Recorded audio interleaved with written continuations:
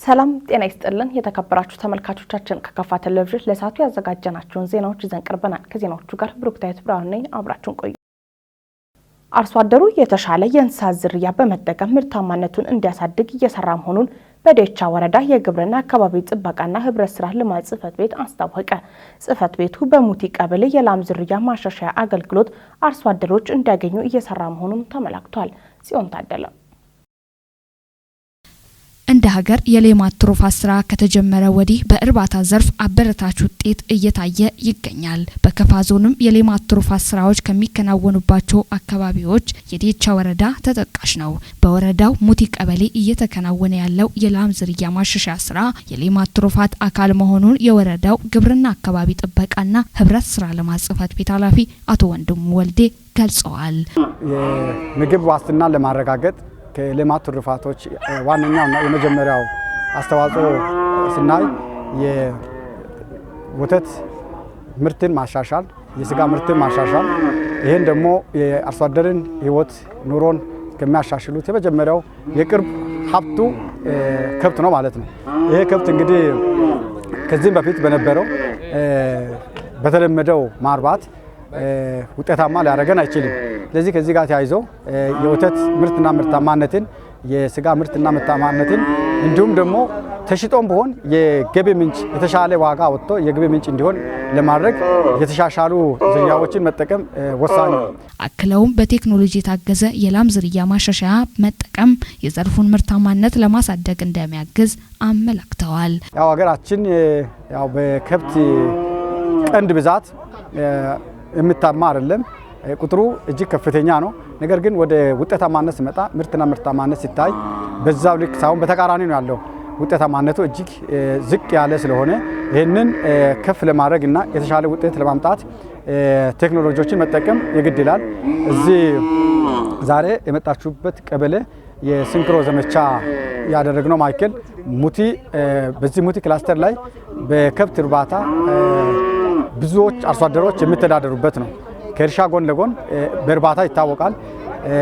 ለእርባታ ደግሞ ምቹ የሆኑ የማርቢያ ሳር አለ። የአየር ንብረቱ ምቹ ነው።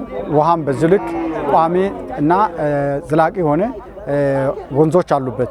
ስለዚህ ይህንን ለመጠቀም ዛሬ የሲንክሮ ዘመቻ ስናደርግ አንደኛ አማራጭ እንግዲህ በ100% የውጭ ደም ዝርያ ባላቸው ኮርማ ለማምጣት አርሶ አደሩ ራሱን አስችሎ ገዝቶ እስኪያመጣ ድረስ የማዳቀል ተግባራትን መጠቀም ግድ ስለሆነ የሲንክሮ ዘመቻ እዚህ 5 እና 4 ቀበሌዎችን ማዕከል አድርገን አመተናል። ዋነኛው ዓላማ ደግሞ አርሶ አደሩ ይህንን ከብት አዳቅሎ ውጤታማ እንዲሆን በወተት አስተዋጽኦም በስጋ አስተዋጽኦም እንደዚሁ ደግሞ ጥሩ ተክለ ቁመና ያላቸው ከብቶች ተዋልዶ ለውጤታማነት እንዲያደርሱ በሚል ይሄንን ዘመቻ አድርገናል። የዘርፉ ባለሙያዎች እንደገለጹት የአርሶ አደሩን ምርታማነት ለማሳደግ ሙያዊ ግዴታቸውን እየተወጡ መሆኑን ገልጸዋል።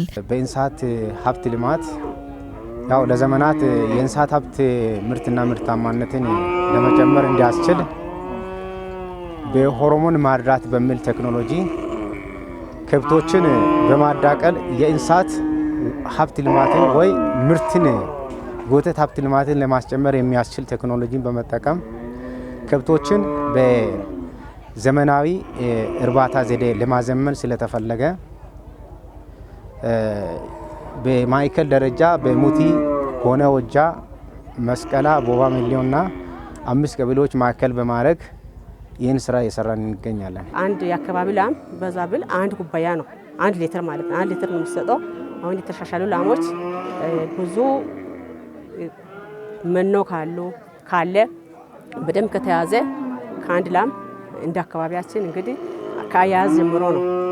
ሌላ ቦታውን እስከ ቦንጋውን አባነሽ ፋርም 41 ሊትር ብታለብ እኛ 41 ላንደርስ እንችላለን። ግን እንደ አካባቢያችን 6 የነበረውን እስከ 10 ሊትር ለማድረስ አያዙን መኖውን አስተካክለን ይሄን ለማግኘት እነዚህ ብዙ ላም ከመጠበቅ አንድ የተሻሻለ ላም ብትኖር ብዙ አርሶ አደር ይጠቀማል ማለት ይሄን ቴክኖሎጂ ወደ አርሶ አደር ለማድረስ ዛሬ ስራውን ጀምረናል።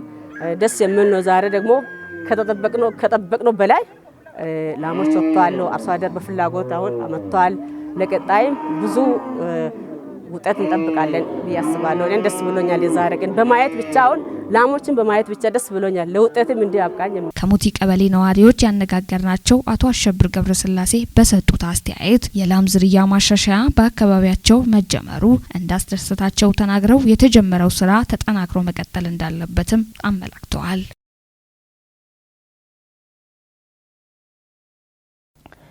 በ2016-17 የምርት ዘመን በዞን ደረጃ 117669 ሄክታር መሬት በተለያዩ ሰብሎች መሸፈን መቻሉን የካፋ ዞን ግብርና አካባቢ ጥበቃና ህብረት ስራ ልማት መምሪያ ገለጸ። በካፋ ዞን ጠለ ወረዳ በመኸር ምርት የለማው የስንዴ ማሳ ጉብኝት በተደረገበት ወቅት ነው።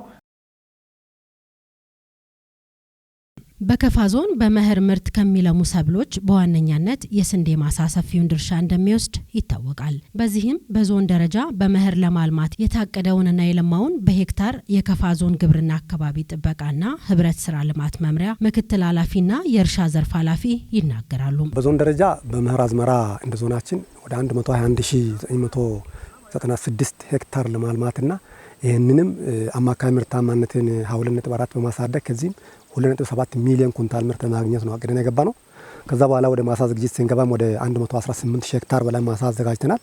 እንደዚሁም መጨረሻ ላይ በዘር ከመሸፈን አንጻር ወደ 117669 ሄክታር ማሳ በዘር ሸፍነናል። እነዚህ በዘር የተሸፈኑት ማሳዎች በተለያየ ሰብል ነው። እዚህ ውስጥ ገብስ አለ፣ ስንዴ አለ፣ ጤፍ አለ፣ ባቄላ አተር አለ፣ ሩዝ አለ፣ በርካታ ሰብል አይነቶች አሉ።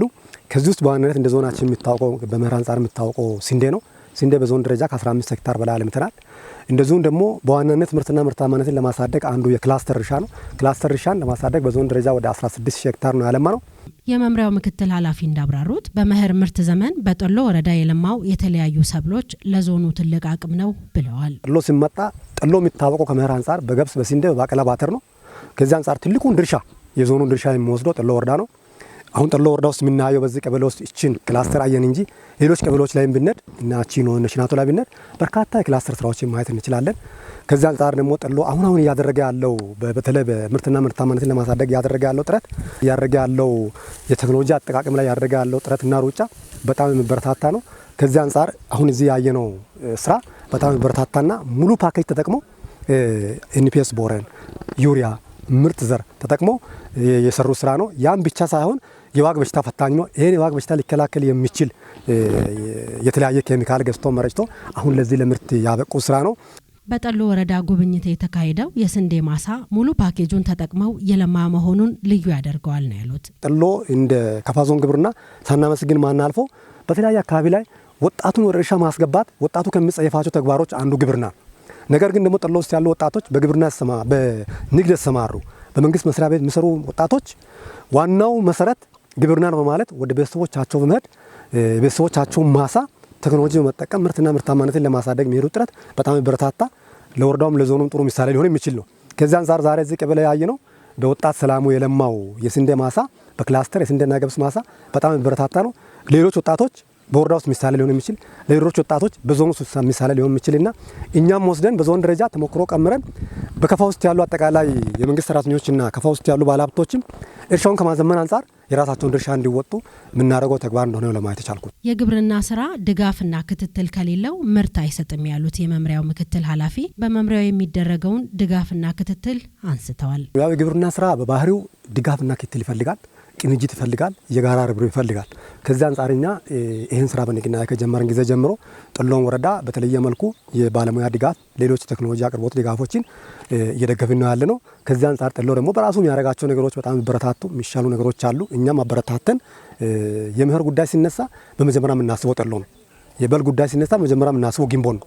ከዚህ አንጻር እያንዳንዱ ወረዳ የራሱ የሆነ አቅም ስላለው ይህንን እኛ በባለሙያ በቴክኖሎጂ መደገፍ እንችላለን። በነገራችን ላይ ጠሎ ላይ ያለው የመኸር ስራ ስንዴና ገብስ ብቻ ሳይሆን በልግ ላይ በርካታ ስራዎች አሉት። ፍራፍሬ ላይ በርካታ ስራዎች አሉት። ድንች ላይ በርካታ ስራዎች አሉት። አሁን ፍራፍሬና ድንች በርካታ ኩንታሎች ከዚህ አዲስ አበባ ከዚህ ዝዋይና ሻሸመኔ ይጫናሉ። ይህን አጠናክሮ አበረታቶ የባለሙያና ቴክኖሎጂ ድጋፍ አድርጎ የዞኑንና የወረዳውን ምርታማነት ማሳደግም ተገቢ ስለሆነ የእኛ ድጋፍ ጠሎ ላይ የባለሙያም ሌሎች ድጋፎችንም አጠናክረን የምንሄድ መሆኑን ለማሳሰብ ፈልጌ ነው። በሁሉም የልማት እንቅስቃሴዎች የፐብሊክ ሰርቫንቱ ተሳትፎ መጠናከር አለበት ሲል የጊምቦ ወረዳ አስተዳደር ገለጸ። በወረዳው የፐብሊክ ሰርቪስና ሰው ሀብት ልማት ጽሕፈት ቤት የሴክተር መስሪያ ቤቶችን የ6 ወር አፈጻጸም ግምገማ አካሂዷል። ዘገባው የጊምቦ ወረዳ የመንግስት ኮሚኒኬሽን ጉዳይ ጽሕፈት ቤት ነው። ተጨማሪ አለ።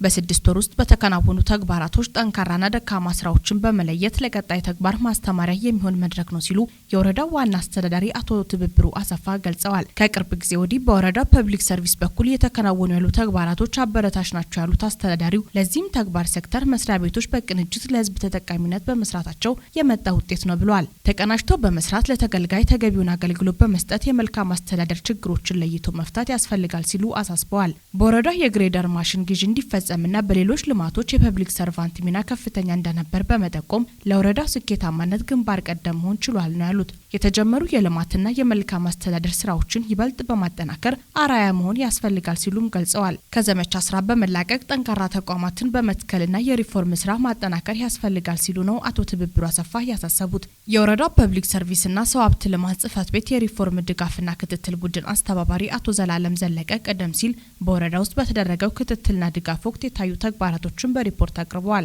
የሪፎርም ስራ የመልካም አስተዳደር ችግር አፈታት፣ በሰው ሀብት ስራዎችና መረጃ አደረጃጀትና አተገባበር ላይ ትኩረት ያደረገ ሪፖርቱን ያቀረቡት የወረዳ ፐብሊክ ሰርቪስና ሰው ሀብት ልማት ጽሕፈት ቤት ሰው ሀብት አስተዳደር ቡድን መሪ አቶ ወንድማገኝ ገድሉ በተቋማቸው 6 ወር ውስጥ የተከናወኑ ተግባራቶችን በሪፖርት አቅርበዋል። የተቋም አሰራር ስርዓትን ተከትሎ ተቋማቶች እያከናወኑ ስለመሆናቸው ታሳቢ በማድረግ በወረዳ ውስጥ የሚገኙ ጽሕፈት ቤቶች ከቅርብ ጊዜ ወዲህ መልካም ተመክሮ በመቀመርና በሌሎች ተግባራቶች አበረታች የሆነ ለውጥ እየታየ ነው ብለዋል። ጽሕፈት ቤቶች የሚያሳዩትን መነቃቃት ይበልጥ ለማጠናከር በአመቱ መጨረሻ ግንባር ቀደም ለሆኑ ተቋማቶች እውቅና እንደሚሰጥም ጠቁመዋል። ለጠንካራ ሀገር ጠንካራ ተቋም መፍጠር ያስፈልጋል ነው ያሉት ተሳታፊዎች። በወረዳ ውስጥ ያለውን የሰው ኃይል በተገቢው ለታለመለት ዓላማ በማዋል የተሻለ ውጤት ማምጣት ያስፈልጋል ብለዋል። በተግባር አፈጻጸማቸው ግንባር ቀደም ለሆኑ ተቋማትና ለፈጻሚዎች በየደረጃ የሚመለከታቸው ባለድርሻ አካላቶች መደገፍና ማበረታታት አለባቸው ሲሉ ተናግረዋል። ባለፈው ዓመት ትኩረት ሰጥተው በመገምገም የእውቅና ሽልማት በመስጠት በ2017 ዓ.ም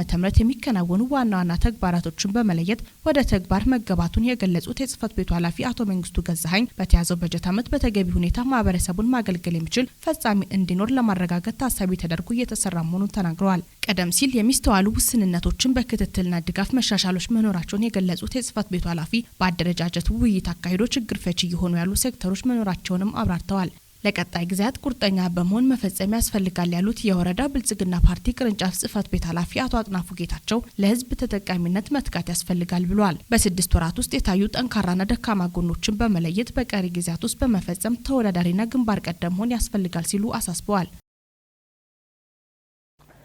በምግብ ስርዓት ማጠናከሪያ ፕሮግራም ድጋፍ ወደ እርባታ ስራ በግልና ማህበር ተደራጅተው የገቡ አካላት ተጠቃሚነታቸው እየጨመረ መምጣቱን በሺሾንዴ ወረዳ ግብርና አካባቢ ጥበቃና ህብረት ስራ ልማት ጽሕፈት ቤት ገለጸ። ዘገባ የሺሾንዴ ወረዳ የመንግስት ኮሚኒኬሽን ነው። ቤተልሔም እምሩ ታቀርባለች።